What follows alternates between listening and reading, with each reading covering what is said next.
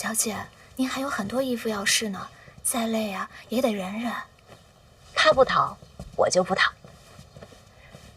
婉儿，婉儿，灵儿，你来的正好，我试了好多衣服，都快挑花眼了，你快帮我选一选。我有要紧事。你们先歇会儿，都下去吧。都下去吧。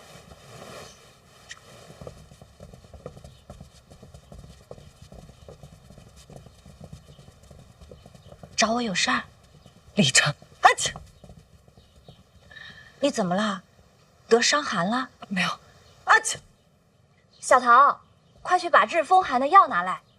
小姐，您放哪儿了？就在我……算了，还是我自己去吧。你等我一下。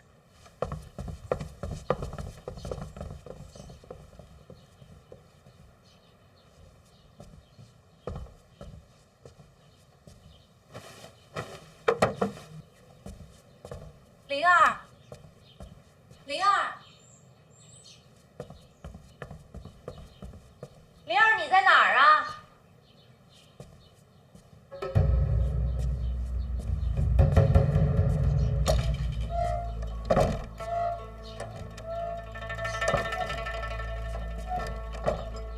这就走了？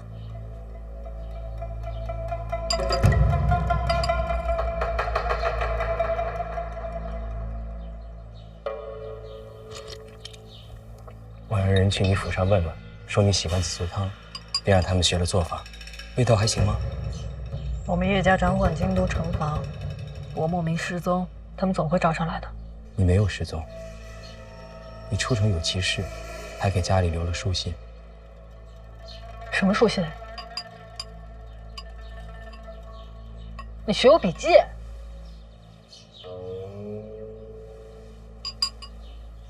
不喝了。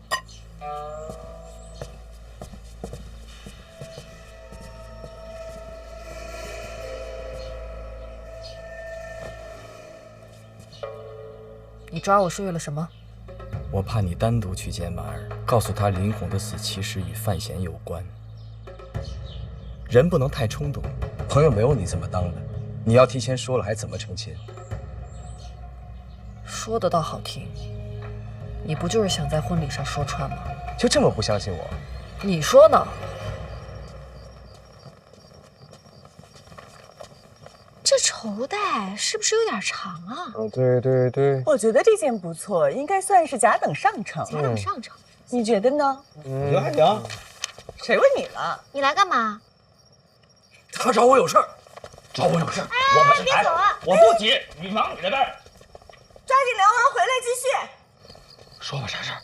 别让我叫你啊！我这就找他。没事，不忙，你这重要，他不着急。我着急。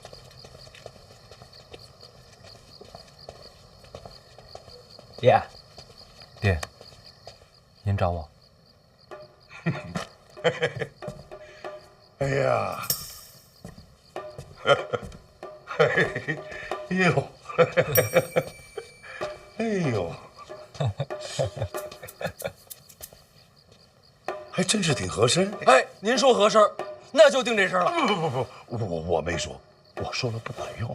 我是真受不了了，这一箱一箱的，什么时候是个头啊？哎呀，人生大事得要周全。不是，这一件又一件的，看着都差不多，有什么区别呀？谁说不是呢？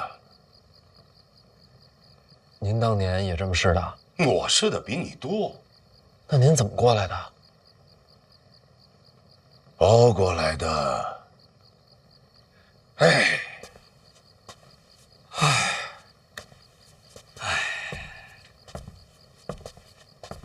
你跟着叹什么气啊？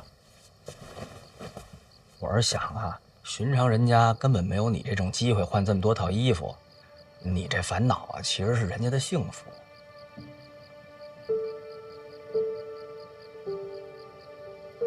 我说错了。你是范思哲吗？你能说出这话？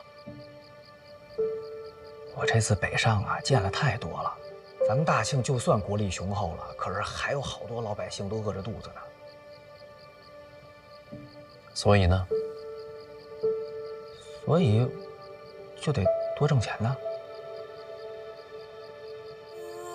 我多挣钱就多开铺子，最好铺满全天下，什么大庆啊、北齐啊，哪怕是东一城都开铺子。那铺子开的多了，来做工的人也就多了。我没想的太大太远，就想着让所有人都吃上饱饭。嗯，说的没错。嘿嘿嘿，光赚钱怎么行呢？哎呀，你有这份心，也算是长大了。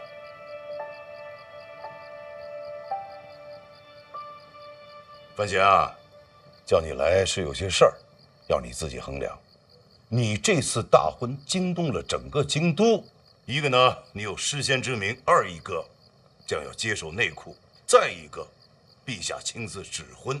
如今朝堂上下各部官员都等着上门贺喜，咱们家就这么大，塞不下满朝文武。喜宴名单，你怎么想的？我提醒一句，请谁都好说，难的是筛掉哪些。来不了的人心里难免有刺，天知道什么时候就推你一把。你再说说，这拍卖会能成？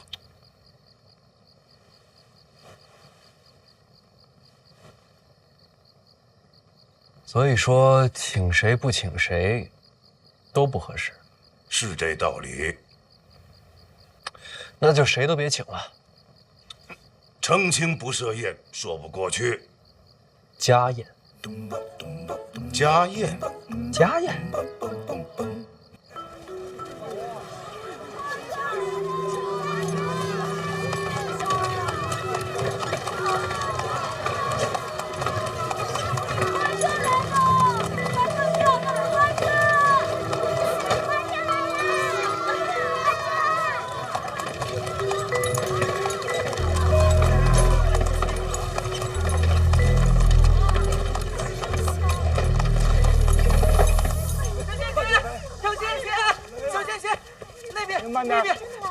那边来了个大家伙，可漂亮了。他们都是奔你来的，你知道吗？那我再去帮你看一看吧。从信阳到京都一路散过来的，哈，日以继夜，夜以继日的，都不休息吗？他们轮流撒。那得撒多少花啊？车上装得下？这一路上啊，一路薅啊。不知道撸秃了多少座山。他是我亲自赶出京都的，如今大张旗鼓来给我送礼。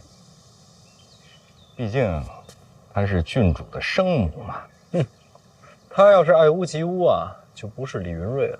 哎，来了。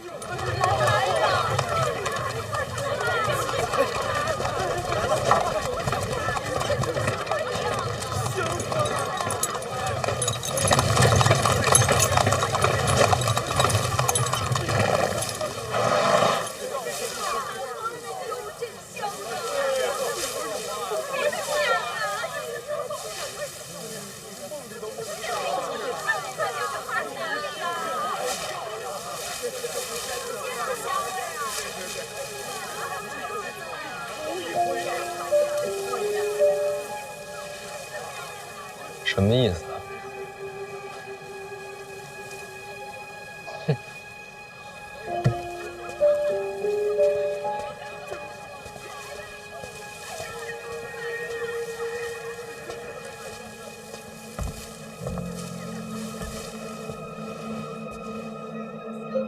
好久不见。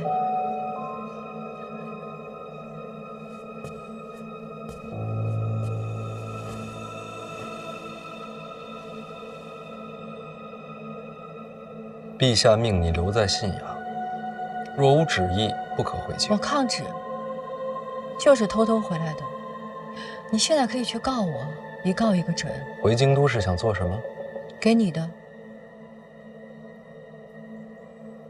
别怕，只是我的一份贺礼。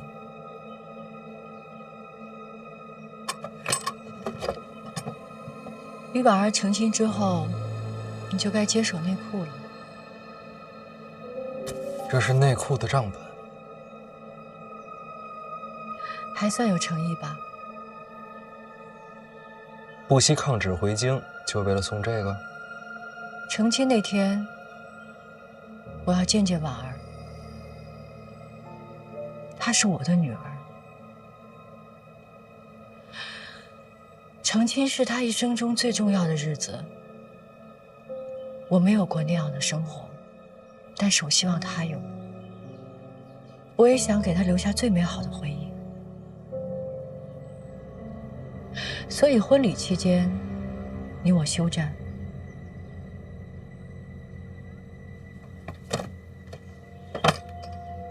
那婚礼之后呢？那还用问？你死我活。就没有想过我不答应？刚刚说了，可以去告我。我只做我想做的事情。你怎么选，我都接着。那京都住几天？看我高兴。住哪儿？反正不是范府。藏得好点儿。该叫我一声娘了吧？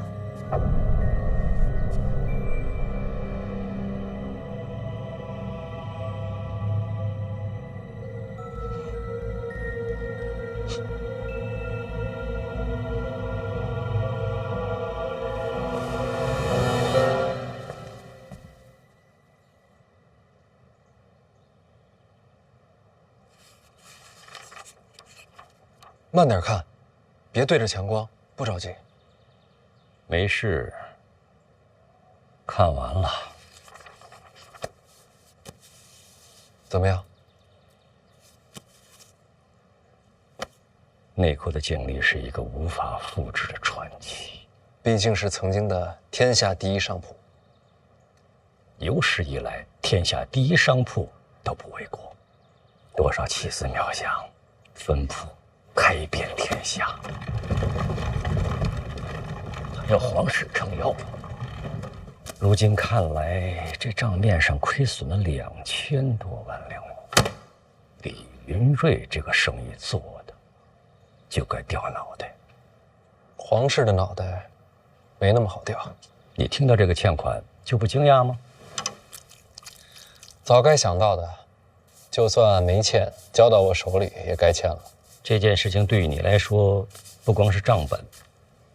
也是一个坑，就算是坑，也等到成完亲再跳吧。你说的对，婚事天下最大，你娘也盼着这一天呢。这些账册是不是先藏着些？怎么藏呢？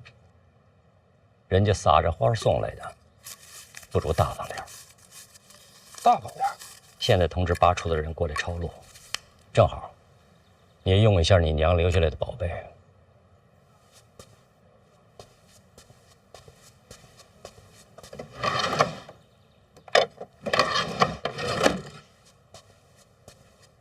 抄完之后呢，都给谁看？该看到的都可以用。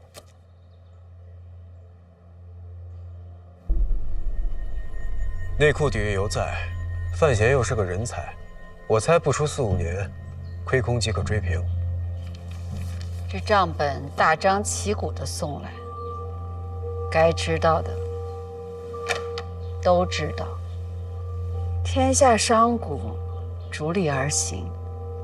既然知道欠债，谁还敢跟范闲做买？这亏空只会越滚越大。半年之内若无转机，他就得把内库吐出来。哎，半年时间，2000万两，即便是神仙也做不到吧？除非有人愿意帮他。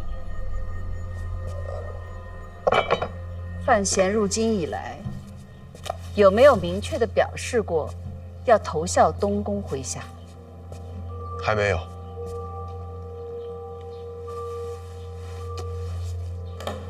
2000多万两的大坑，换个礼尚往来，不过分吧？你是在救他。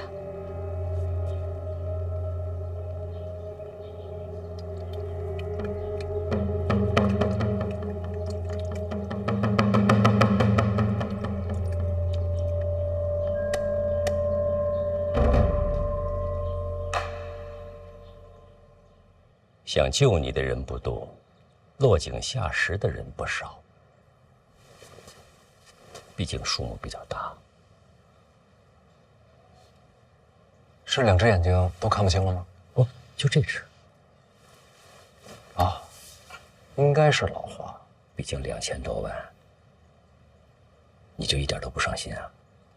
先不管他，成亲了再说。别着急，欠款的事情，陛下知道，我也知道。我不着急。其实我这次来啊，也不全是为了这事儿。连环杀人的事儿，王启年和我说了，凶手看清了吗？我猜想着你当天就会来找我。这事儿要能摊开说，您就不会转个弯让王启年跑一趟了。你小子可以做官，是吴主书干的吗？不知道。从江南一直杀到京都，见过他的人都赔了心。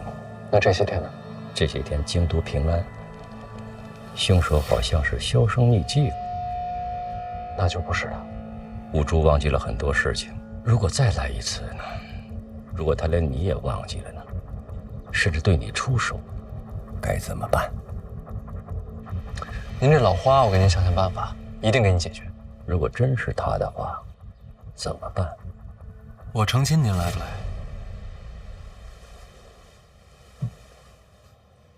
那是你的家宴，就是家宴才会请您啊。我早就没有家了。这不还有我呢吗？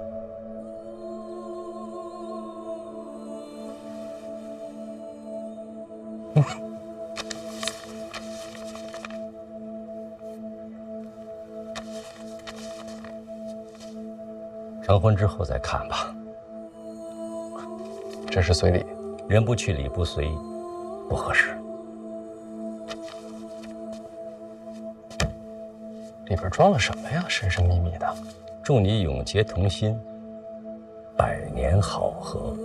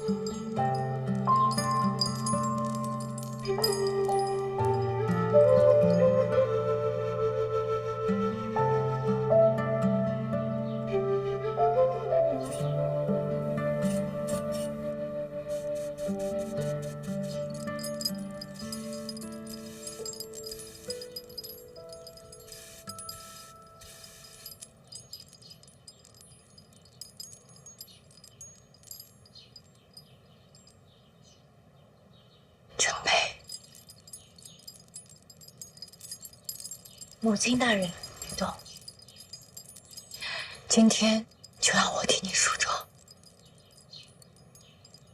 你何时回的京？偷偷回的。陛下没旨意？没有旨意。那这是抗旨啊！上旨什么时候抗过娘？抗旨可是重罪。我不在乎。你出嫁，我要是不回来，那才是重罪。母亲大人，我这辈子有一点是认准的。什么？这天上地下，我李云瑞最美。虽然有人眼下看不到我，但也不是我的错。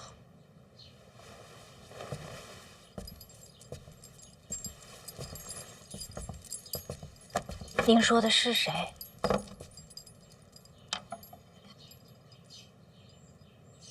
那不重要，我那样说，就是想告诉你，我一定要来京都，因为我要亲自替你梳妆。在这人间，如果我允许有另一个人比我更美，那个人必须是你。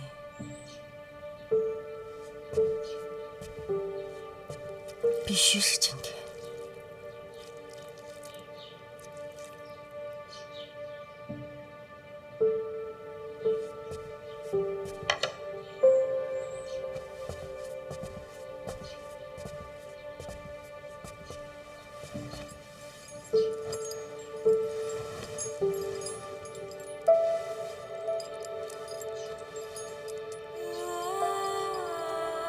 从小到大，你都是孤身一人，过得不快乐。如今也无法弥补，只有今天，让我尽一次母亲的责任，让我亲自将你送入到人生的下一程。娘，别哭，现在胭脂刚好。娘，以后能不能不要再跟范闲争斗了？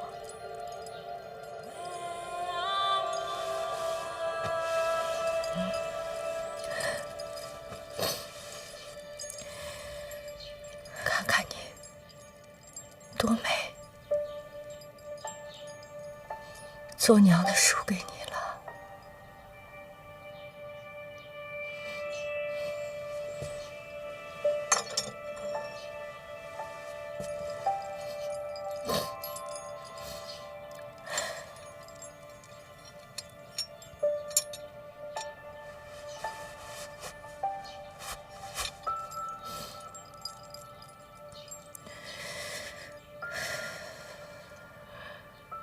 该做的我已经做完了。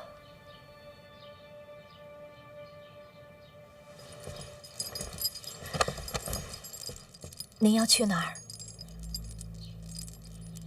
偷偷的来，自然要偷偷的走。婉儿，我没有过过你这样的日子，我羡慕你。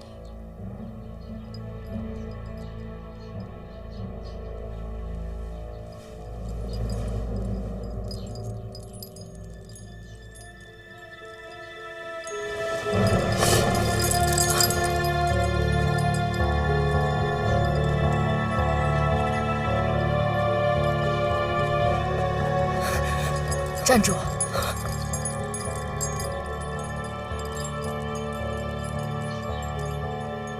从今往后，把我这个娘从你心里给挖出去。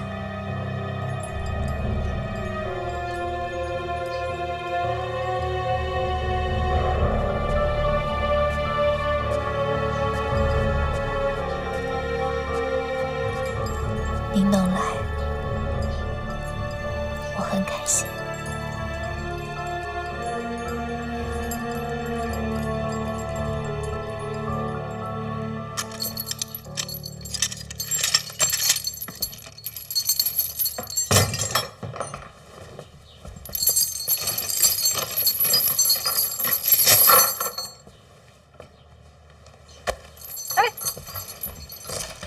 去哪儿啊？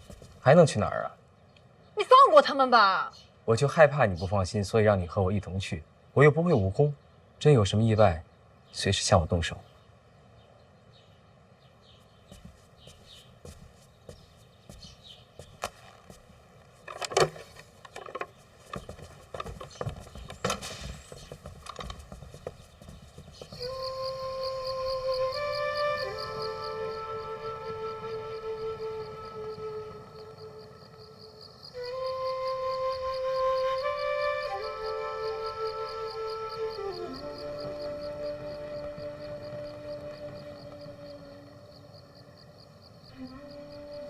马怎么还停这儿啊？往那边走，马车停那边。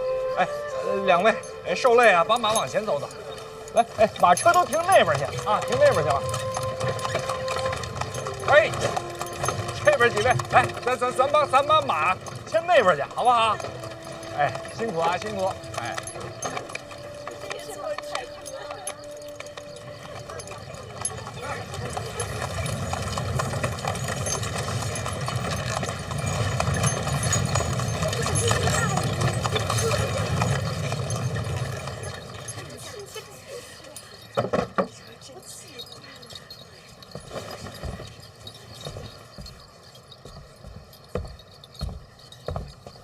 参见太子殿下。你是那个王启年啊？带礼物的，跟我进去。我知道你要说什么。家宴，你们就不用跟着了。都谁到了？那。让开！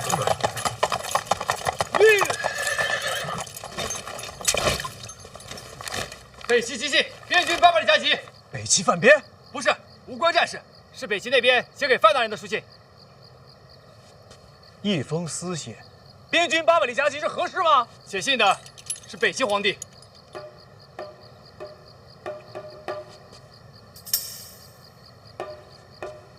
哦，哪有新郎官亲自倒酒？家宴无所谓规矩。怎么，我成亲，你比我还紧张？哎，范兄，来，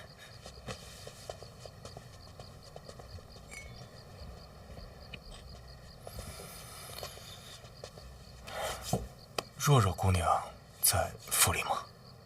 怎么着，还没喝酒呢就想跟我耍酒疯？宫里消息，你大婚之后就是我和若若的婚事。若若不想嫁。范闲，这是圣旨，我和若若愿不愿意不重要。可是她不想嫁，那怎么办？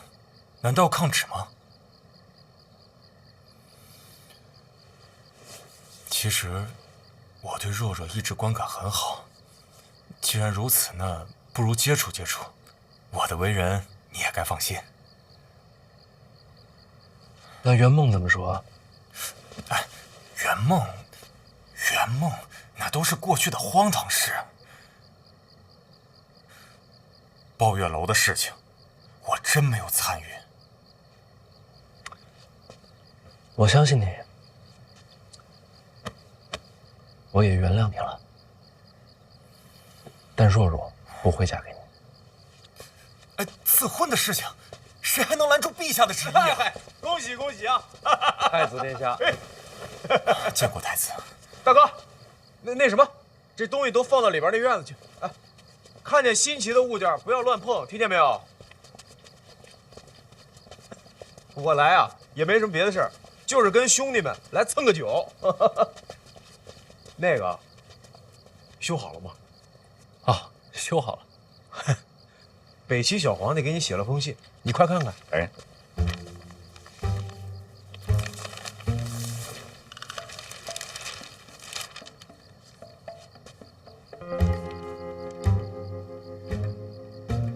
催我更新的，什么意思啊？红楼，北齐小皇帝喜欢看。就这？还有点别的消息，殿下自己看吧。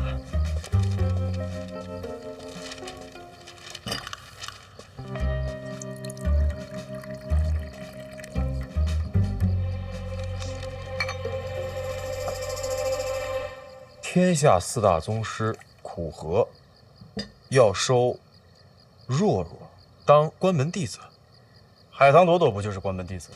这上面说了，门没关严，再关一次，这也算理由。 4大宗师武艺超群，想法难免异于常人。送到宫中，交由陛下点朵。这就安排。行了，入座吧。哎，范兄，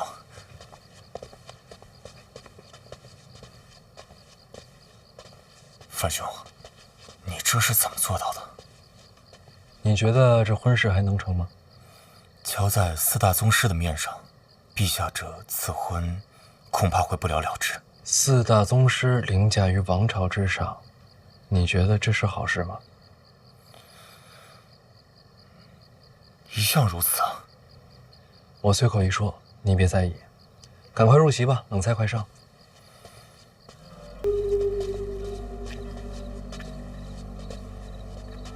这签上怎么没人了？对呀，怎么没人呀？你不用一直签吧？谢边不在，万一有刺客全指望你了，牵着我心里安心点。我护着你没问题，但你可答应过我，不破坏婉儿大婚。你要是实在不信，不如这会儿杀我。你看，我一个人又不会武功，动手不难，一了百了。你要是在婚宴上胡说八道，我肯定动手。那就说好了。说好什么？要不然保护我，要不然杀我。我这条命啊，就先放你这儿了。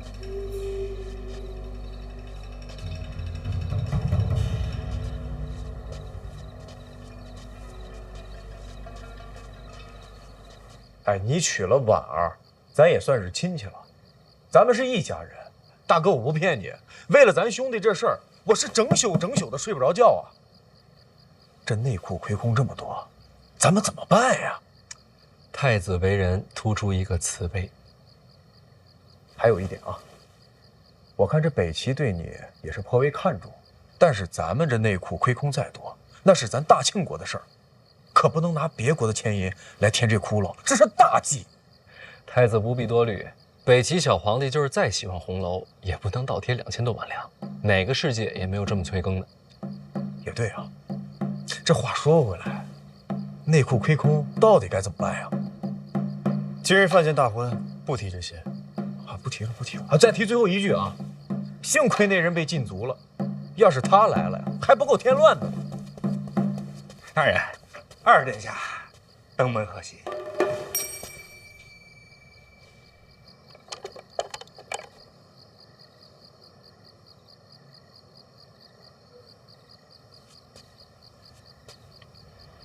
得亏是自己个儿来了，要不然这儿啊还真容不下。人家不像你，知道怕死。死我也怕吧，但不是最怕的。那你最怕什么呀？我怕的是波澜不惊，无趣儿啊。莫名其妙。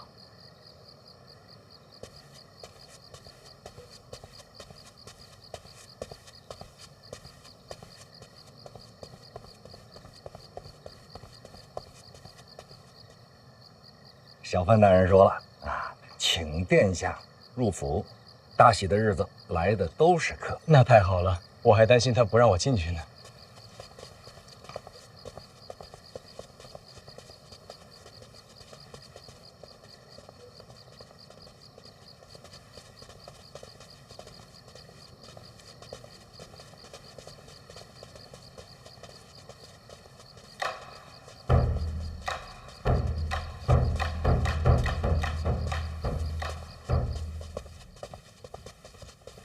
殿下请。哟，都在呢。见过太子殿下。哎，二哥不必多礼。啊，没行礼啊。这个范闲大婚，二哥亲自赶来，可见是重情重义之人啊。只是抗旨这事儿，若是陛下怪罪下来，哎，兄弟几个，咱们一起帮二哥担着啊。你是说禁足的事儿啊？啊，请过旨了。请婉儿大婚，向陛下请了旨，过来凑凑热闹。那是好事儿啊！我还白替二哥担心了。罪过罪过，自罚一杯。哎，我随一个。真是难得呀，世上有这样的兄弟。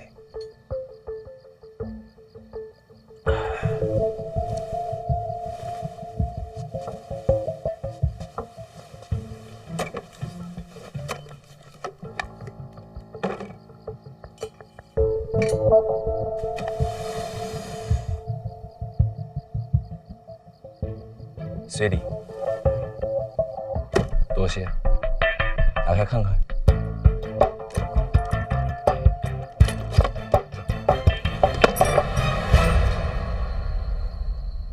我本来准备了这珠宝首饰，可想想这些玩意儿你家不缺，不如直接点，50万两。多了。杯水车薪，这内裤亏空2000多万，我都替你发愁。不愧是亲兄弟呀！什么？太子刚刚也替我发愁。嘿嘿，太子仁德我是远远赶不上。咱们还是想想俗人那一套吧。你接手内裤也算是百废待兴，买卖还是要做起来的。有这亏空在，买卖可不好做呀。无事，我认识许多商铺世家，看在我的面子上，他们得帮忙。哦，对，二哥心是好的，但是，嗨，这商人啊，他是无利不起早。你今天拿了他的，明天怎么办呢？个个都来插手内裤财权，这还了得呀！不过我就说呀，二哥呀，不像那些商人一样啊，商贾逐利的，他心肯定是好的。太子真是好眼光，可咱们总不能让这内裤毁在咱们小范大人身上吧？对呀，自家兄弟怎能坐视不管呢？亲兄弟还能自相残杀呢？怎么着，太子，这钱准备你出了？这2000万两要是我能拿出来，那这事儿可大了。那不等于白说吗？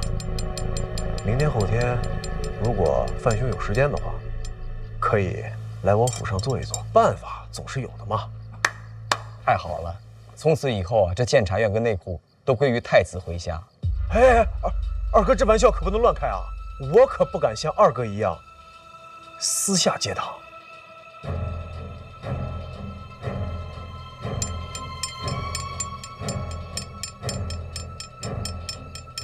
我这边你也考虑考虑，不用投效，正常买卖，各取所需。对，各取所需，后患无穷嘛。总好过卖身求荣啊。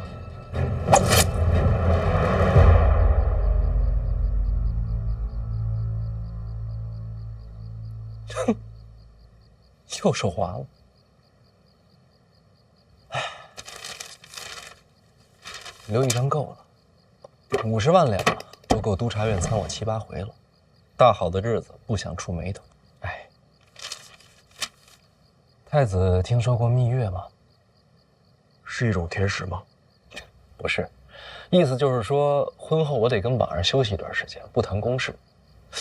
太子的心意我领了，这东宫呢，我也就不去了。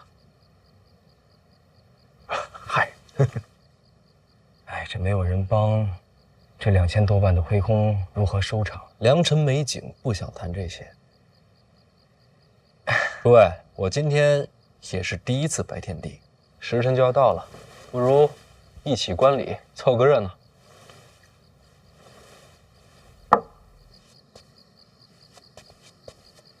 良辰已至喽！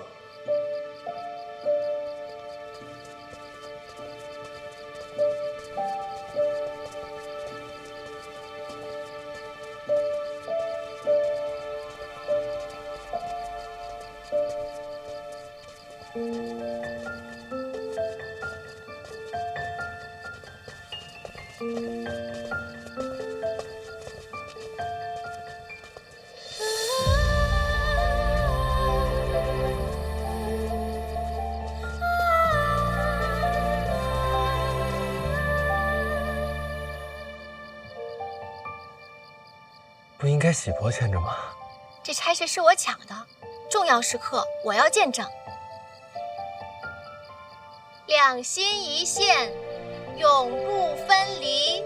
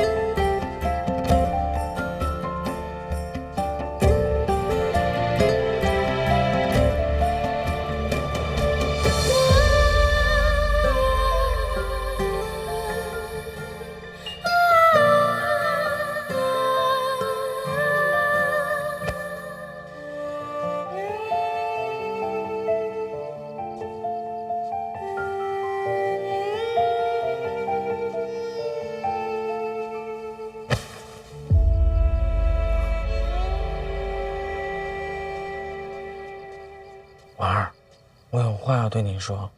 哎，你少爷，有什么话啊？咱们拜完堂之后再说啊。不行，我一定要现在说。婉儿，爹有一句话，一定让我在你大婚的时候告诉你。什么话？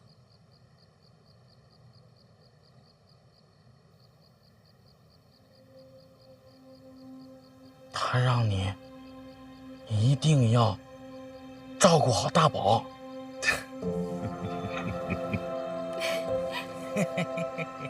好，我答应你。体同心，生死不移。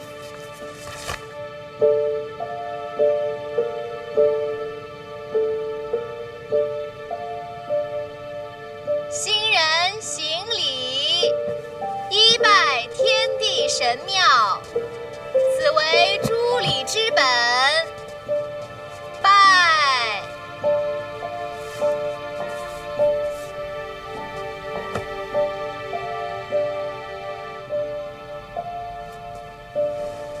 二拜父母高堂，以明宗族之礼。等等。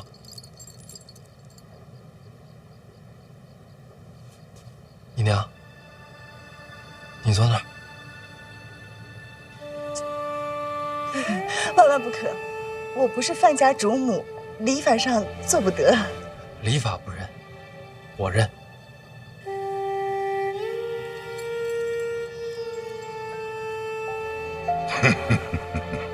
来吧，坐。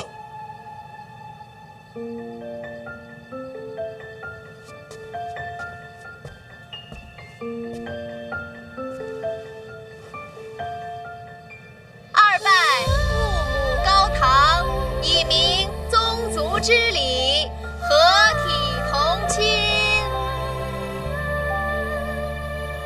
起。夫妻交拜。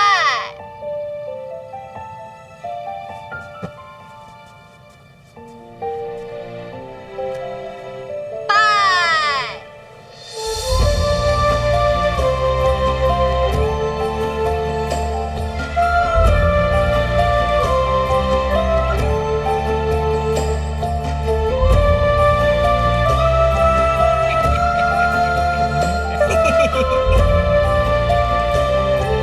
起。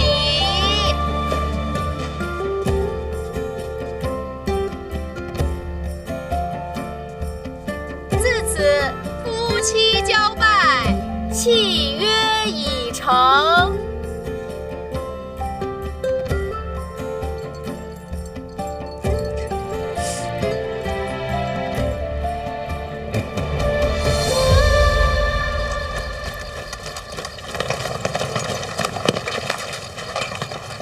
瞧瞧，还真不少啊！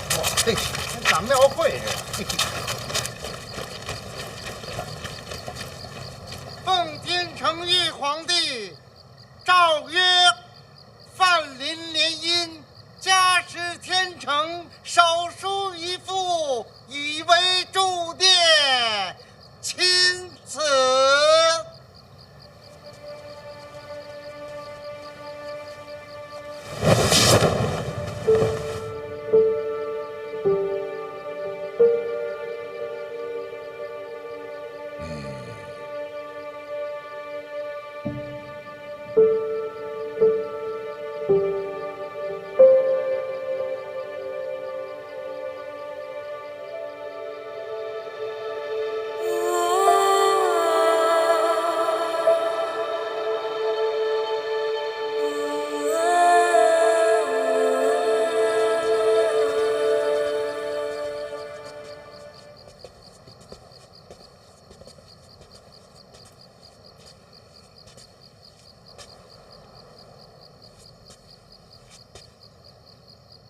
要不要我送你回府？啊，不用，多谢啊。谢什么？林拱的事儿没说出口。我答应过你，不会破坏婚礼，说出去的话，总要算的。总之，谢谢你，婉儿能有今日，真的很不容易。婉儿也是我妹妹。那我走了。啊，一路小心。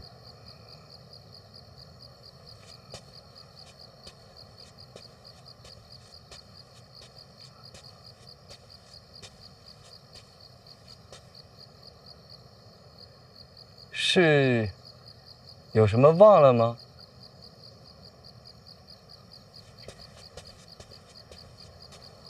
你一个人，我还是送你回去吧。那也好，身家性命就交给你了。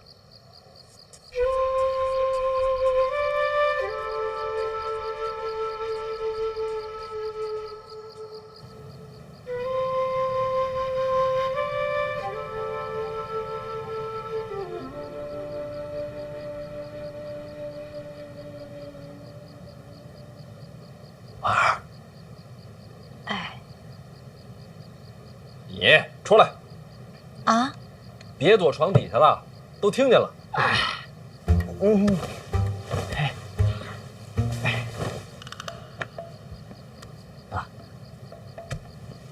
思哲，哎，嫂子，哎，哎，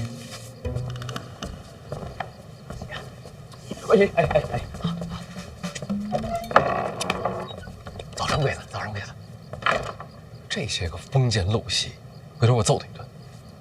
哦。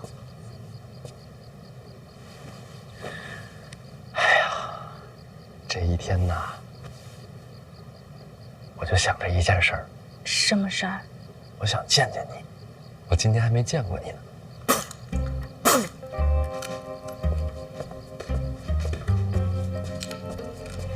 谁呀？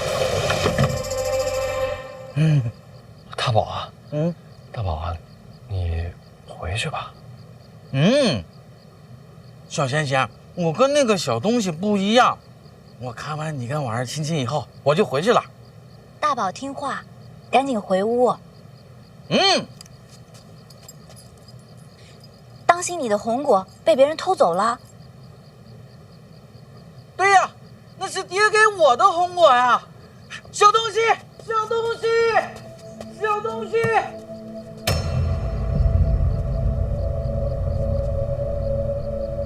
什么？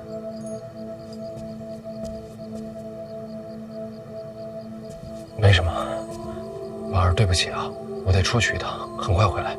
回来我跟你解释。哦。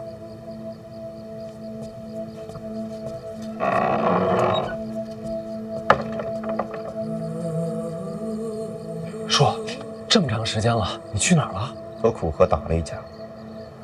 我知道，为了我。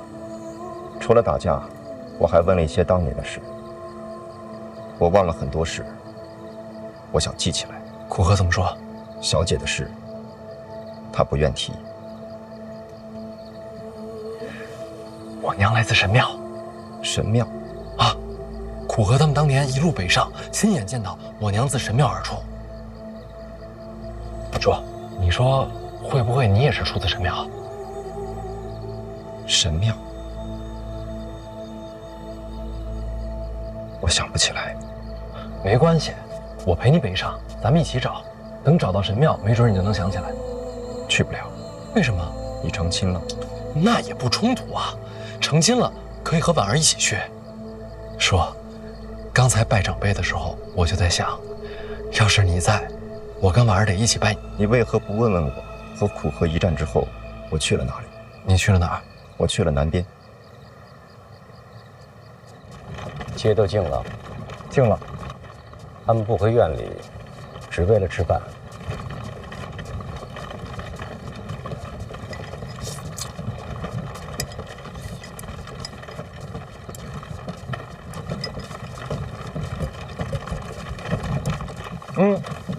在哪？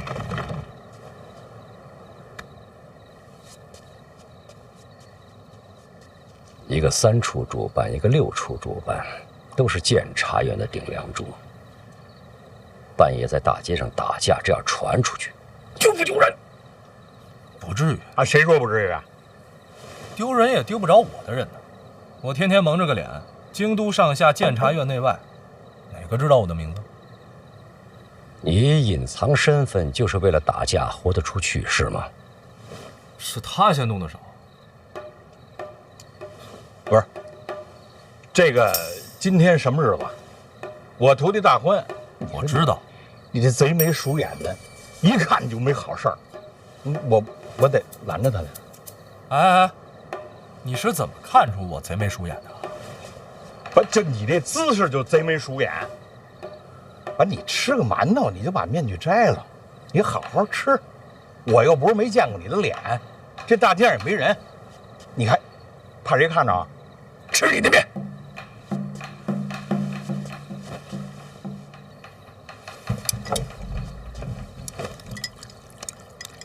你去范贤府了？啊，被他拦了。做什么？今日范闲大婚，武竹武先生必定登门。我平生之愿，就是亲自向他请教武学精艺，教授切磋。你那是找死呢！武者寻道，虽死无憾。北界，你是什么时候回的京都？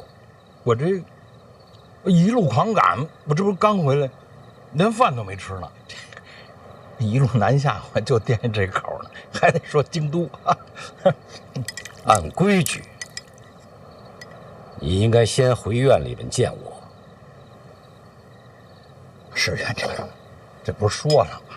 我徒弟今天大婚，我怎么着也得，是吧？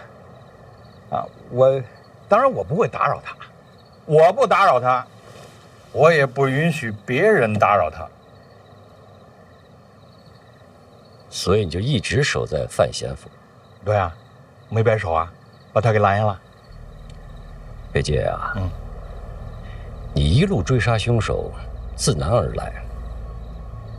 跟我说句实话，凶手是不是武竹？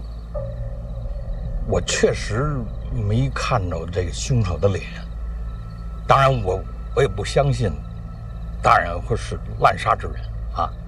那就是，你说这案子做的啊，他要不是武大人，谁还能有这般身手呢？刚好这案子发生的时候，武大人在江南。武竹为何在江南？这我还真不知道。当年我和小姐一起去过江南，我想把我们曾经走过的路再走一遍，试着找回遗失的过去。有结果吗？没有。江南死了很多人。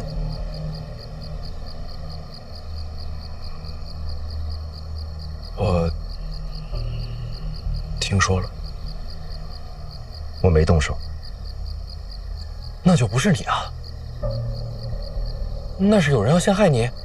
顺着这个思路往下想，第一，考虑谁陷害你能得到好处；第二，要知道你南下的行程；第三，可只能是我。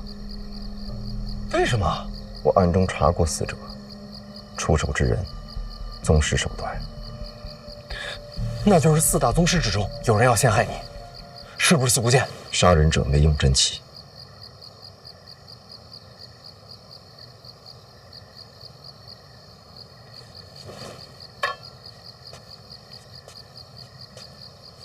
宗师手段，没有真气。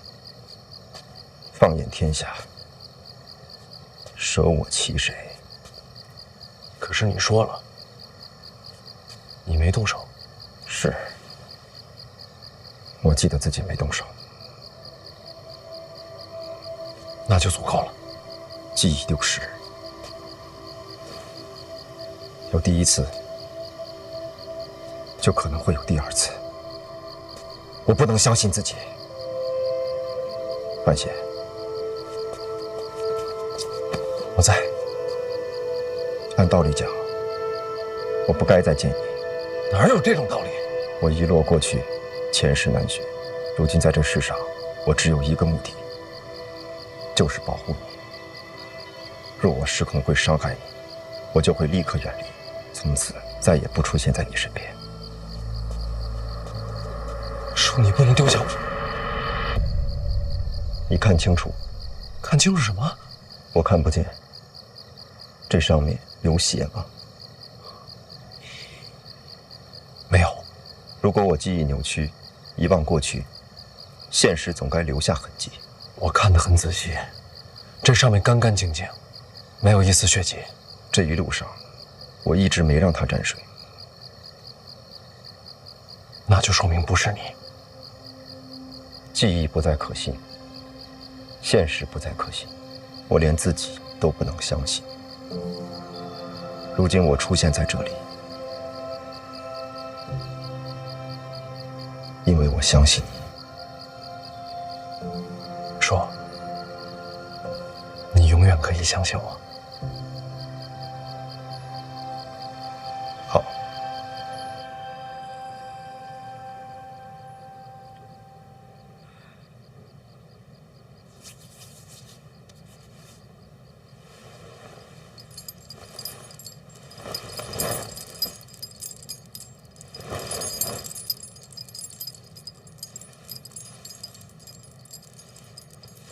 我该走了。去哪儿？你别又跟我玩失踪了。我暂时不离开京都。那咱们说好了。你成亲了，从今以后有自己的家人。你还需要我吗？我永远需要你啊！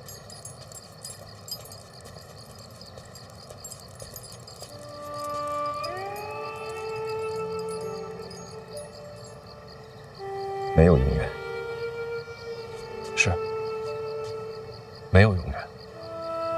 但我这一生，你不能缺席。大婚之后，你带上小姐留给你的箱子，去苍山住一段。苍山？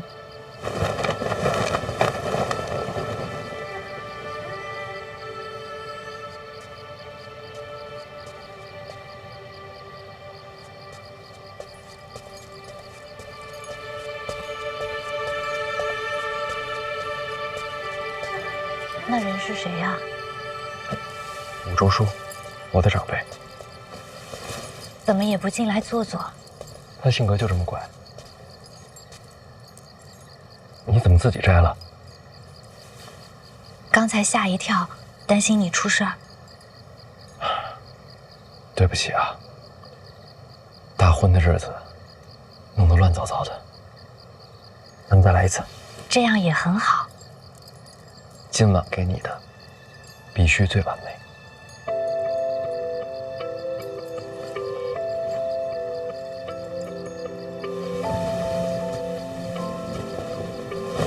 相信我。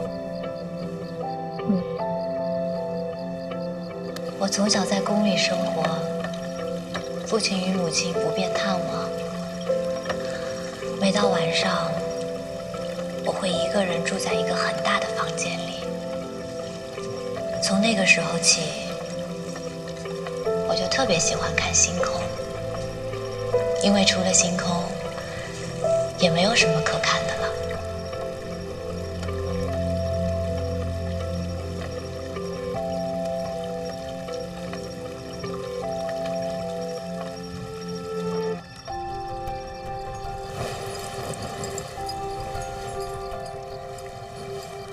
刚才对拜的时候，总觉得差点不完美。为什么？堂上只有我爹和柳姨娘，少了你独有的见证。我爹娘没法来，没事的。可星空一直在啊。你说的话，我都记着。你送我的这片星空，它一直都在。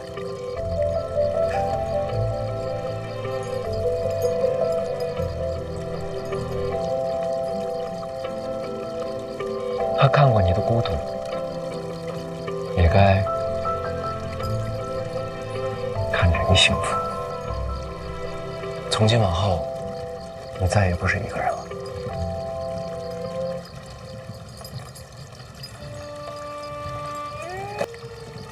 这是做什么？我自己做的，新婚良人以此为凭，共许余生。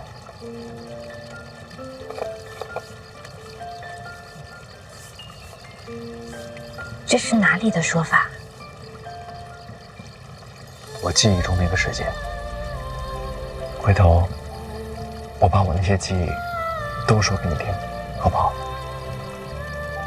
来，给你口袋。对，就无名指。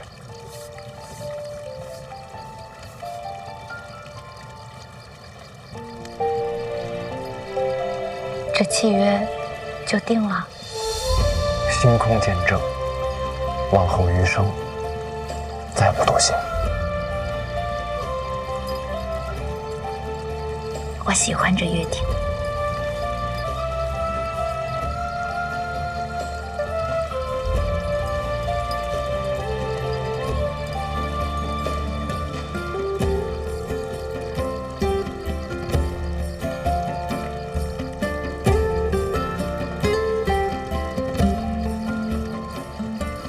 我竹叔是跟你从小一起长大的，从儋州到京都，那应该有很多故事吧？我竹叔的故事，我慢慢跟你讲。今天不是说故事的时候。那应该做什么？好问题。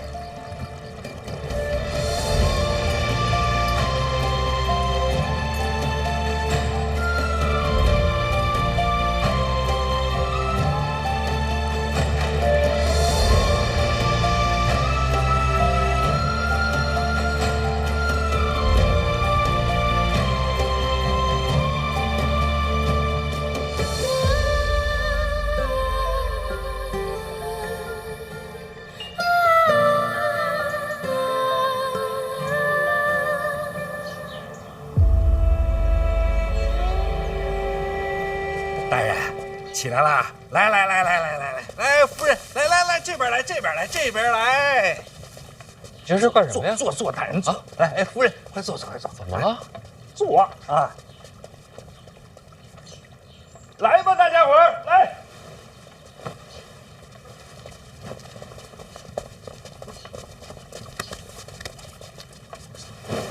一叔，这是出什么大事了？怎么全来了？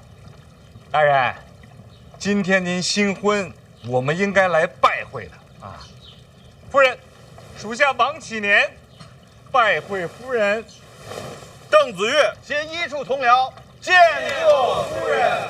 行了，都是同僚，拜什么拜？哎，这怎么一个个困成这样啊？昨天晚上干嘛去了？大人有所不知，昨天晚上啊，咱这门口太乱了，我呢就把一处的兄弟们都招呼过来，维持一下秩序。大家呢守了一夜。胡闹！监察院又不是私产。老王，罚你半个月俸禄，给兄弟们打赏。不能了，大人，谢大人，谢王的，谢什么谢？大人，那个兄弟们来维持秩序，他们都是心甘情愿的，不想要什么彩头，想要王大人的彩头。赏钱是应该给的啊，不过不应该由王先生出，应该由我们出。谢夫人，大家辛苦了，都是应该的。不要了，还不行吗？我家相公常跟我说，若只他一己之力，便算是有3头6臂，在京都也不能立足。他有今日，全仰仗诸位。在这里，我替我家相公多谢大家。给夫人回礼了。王先生，使不得，夫人，您叫名字就行，您叫王启年啊。您要高兴的话，您可以叫小年年啊。王先生，我家相公总是提起你，他说王启年知进退，识变通，在京都有您相助，让他受惠颇多。大人这是谦虚了啊。真正让他感慨的却不是这个。他说他脾气怪，性子拗，在京都没有几个朋友，但王启年便是其中一个。你2人不是家主门客，也不是上司属下，而是挚友，亦是知音。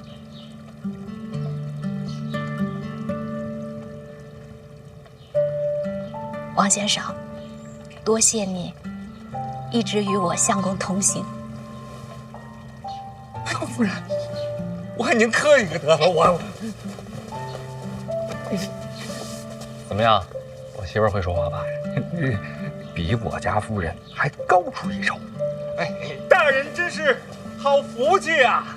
大人好福气。医术还那么多差事呢，回去忙吧。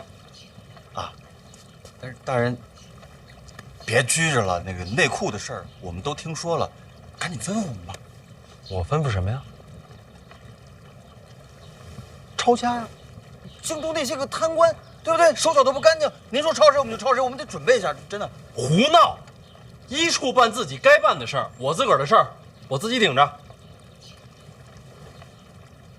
哦，不许自作主张。但我真的，我管管他忙。什么玩意儿？走，回去办账。告退。不闹。撤！大人，我可就不自作主张了。撤！不许胡来啊！哎呀，不胡来。哎，老王，你看看这个，陈院长给的随礼。庆余堂，这是当年叶青梅开创的商号啊！哎，当年那是揽尽天下之财啊！我也听说过，他的产业成了皇室内库的根基。产业是归了皇家了，可当年那些跟叶青梅一起开创这商号的一些掌柜的，都在京都呢。这庆余堂现在就是他们在办。这庆余堂是个商铺，他们自己啊不开商铺啊，他们收那些商铺东家的钱，给这些商铺啊做掌柜的。职业经理人可以啊。什么？没什么。但是叶青梅死了之后，这些掌柜的和内库还有什么瓜葛呀？陈院长给留的谜题，总得过去看一眼。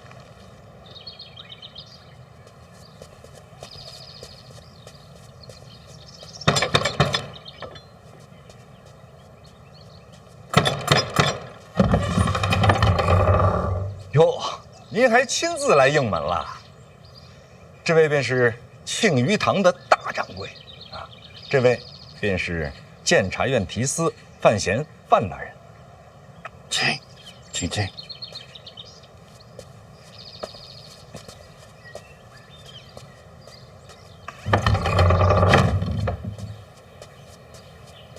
二位这边请。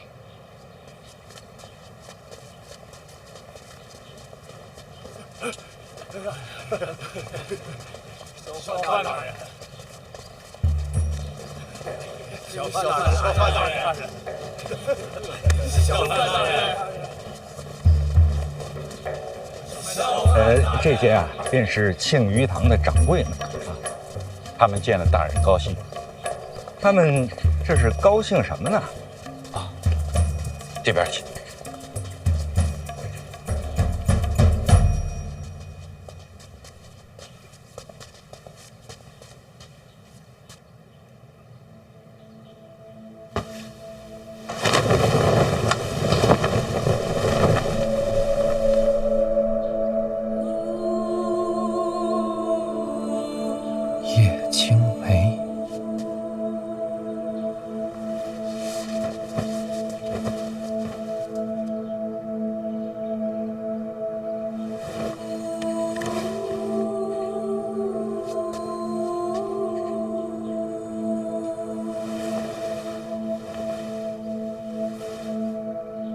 小姐，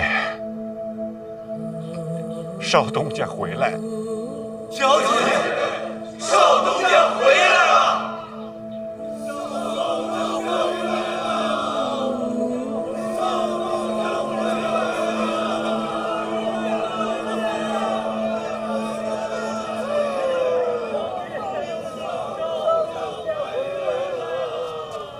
好了，我会陪少东家好好聊的。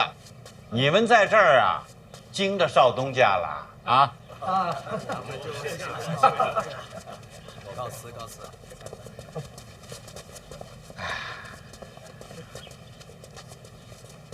大掌柜，您也请坐吧。啊，对，来。从小姐这儿论起，您是少东家，您在哪有我做的道理呀？啊，叶青梅是我娘。叶青梅是你娘？这位可信吗？不，大掌柜的，咱们可是相识这么多年，咱一直……我只信少东家了。信得过。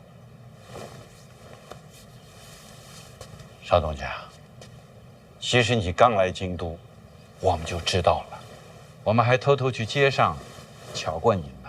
您早就知道我是他的儿子？小姐亲口说的。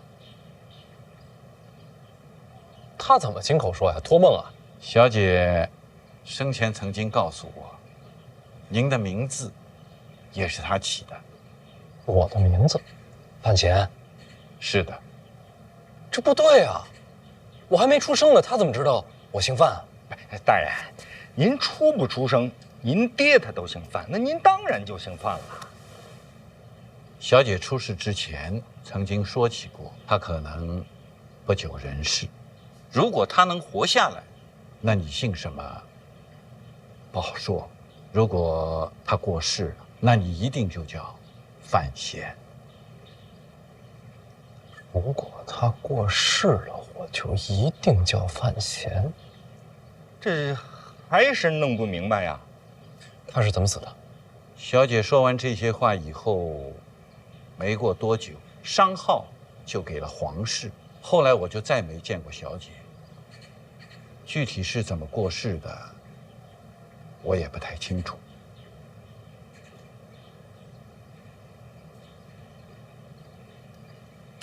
我来京都这么久，您没想着来见我？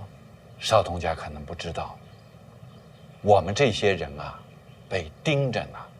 陛下亲自下过旨，叶家的旧人，一个都不许离开京都。皇室忌惮你们，忌惮小姐。尽管小姐已经离开人世这么多年了，可他们还是胆战心惊。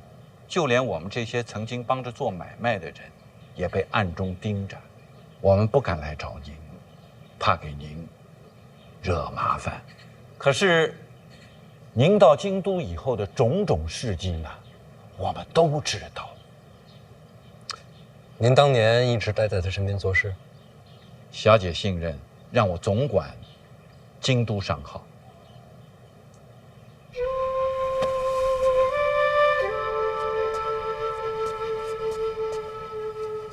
他是个什么样的人啊？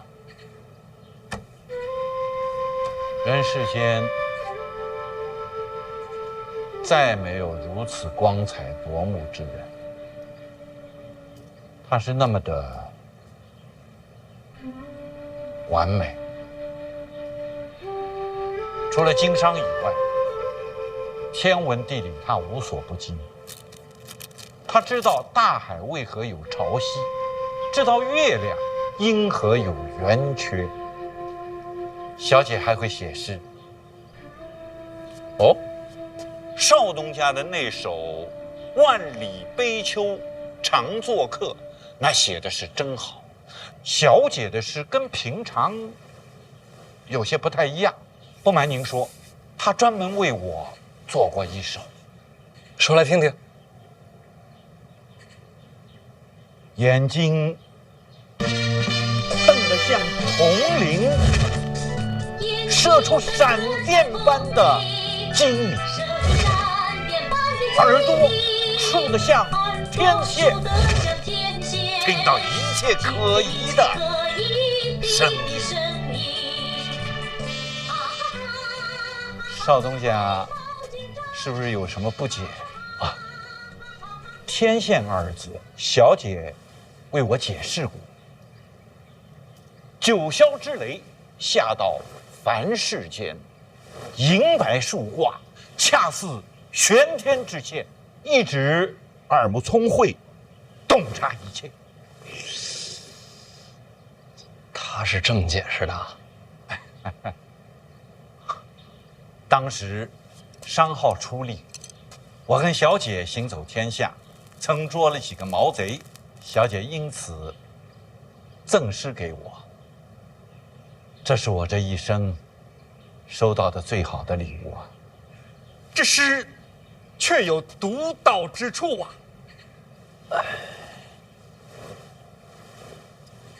我算是知道他大概是个什么样的人了。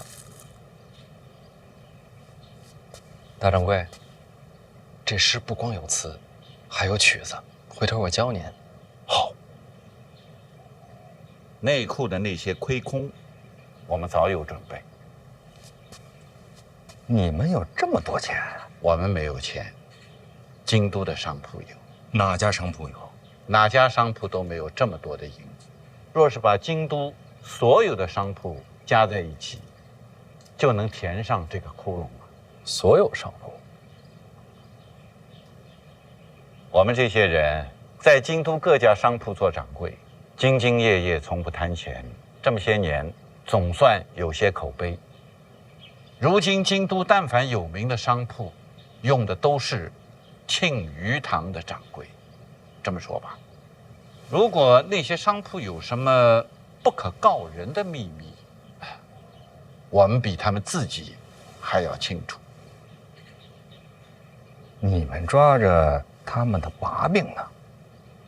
邵东家，给我们10天时间，一起发力，雷沙成塔，积少成多。我务必让他们凑足这2000万两，作为大婚的贺礼。大人，这可行啊！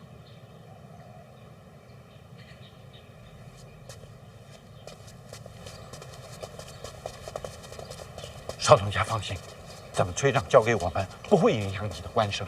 威逼商铺收取钱财，你们怎么收场？不放事儿，大不了不做掌柜了。行商者最重利，弄不好啊，他们会雇凶杀人，到时候你们会有危险的。没关系，我们都已经活到这把岁数了，已经心满意足了。不行，如果是我娘，她会这么做吗？刚才听掌柜提起我娘，光芒万丈，话里全是自豪。我想，如果是她，不会这么选。邵东家，情势危机，我娘有没有遇到过情势危机的时候？她当年妥协过吗？内库亏空，我自己办。邵东家，2000多万两，非一人之能力所为啊！不管多难，我也要试试。做儿子的总不能给老娘丢脸。